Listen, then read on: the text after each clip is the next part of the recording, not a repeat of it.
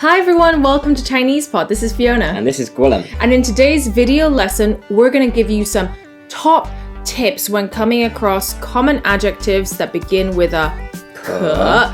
That's right. So in today's lesson, we're not teaching you a structure. Rather, we're showing you the logic behind how certain Mandarin words are formed.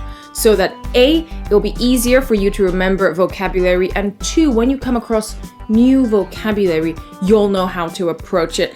I know in a lot of the comments, I always say, think in a Mandarin frame of mind, and you probably want to smack me because you're like, I think in an English way of mind. So no worries. Today we're going to be showing you kind of the logic behind Mandarin vocabulary. So let's start.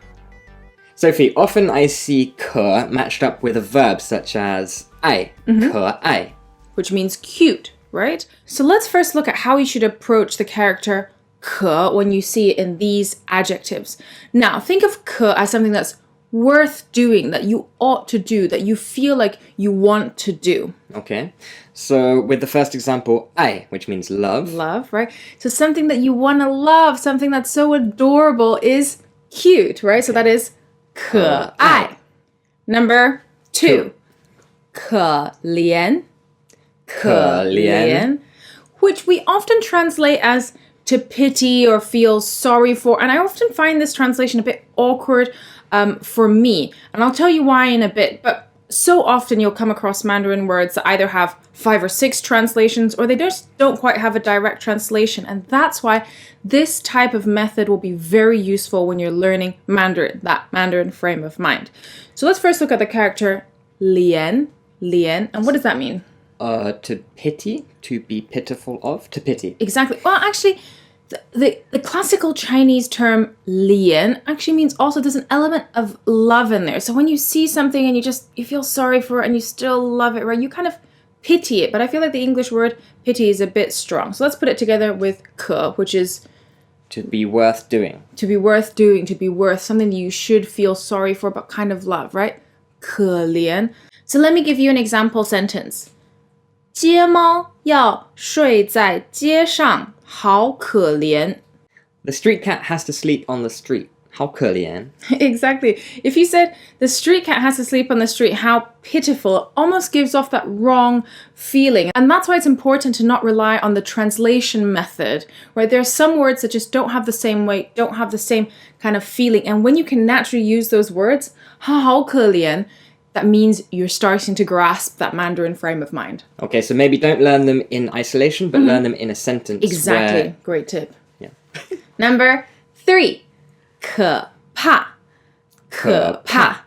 Now remember, 可 is something that's worth doing or you ought to do. And 怕 is a verb to be afraid of. Now something that you ought to be afraid of, the adjective is? Scary. That's right. So 可怕 is scary. 我妹妹生气的时候很可怕. When my sister's very angry, she's very scary. That's right. Now that we've gone over some more simple adjectives such as 可爱, 可怜, and 可怕, let's move it up a notch with things that are slightly more theoretical, and here you'll really see that logic apply. So let's look at 可惜. 可惜. Now the character 惜 itself actually means to cherish, right? Because there's that heart radical there. And if you really like something and you really want something, you'd hate to part with, right? So something that's worth cherishing, you probably don't want to part with. So let me give you an example sentence. 我最喜欢的餐厅关门了，好可惜. My favorite restaurant is closed. What a shame.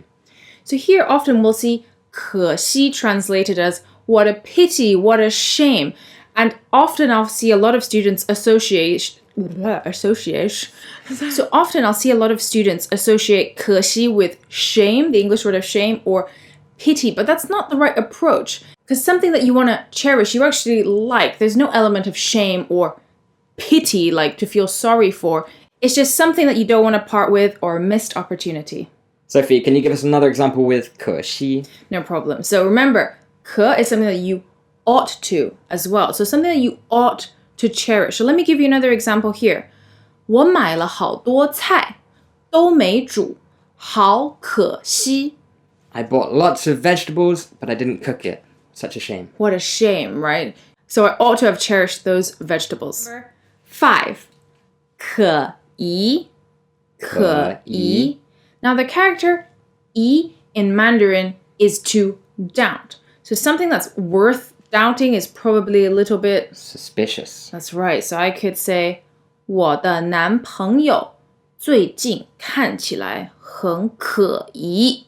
Your boyfriend recently looks very suspicious. That's right. So something that's worth doubting is suspicious. Now, let me remind you, this is not a grammar structure, rather an approach for you to remember vocabulary and understand new vocabulary that you haven't seen before.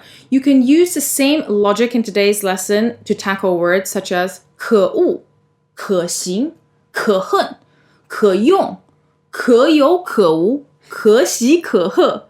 Now, Guillem, I know you're like, what? You've just said so many new bits of vocabulary, but don't worry. We'll provide those in the lesson notes, and maybe you can try and decipher them if you haven't seen them before. We hope you found this lesson useful, and we'll see you guys next time.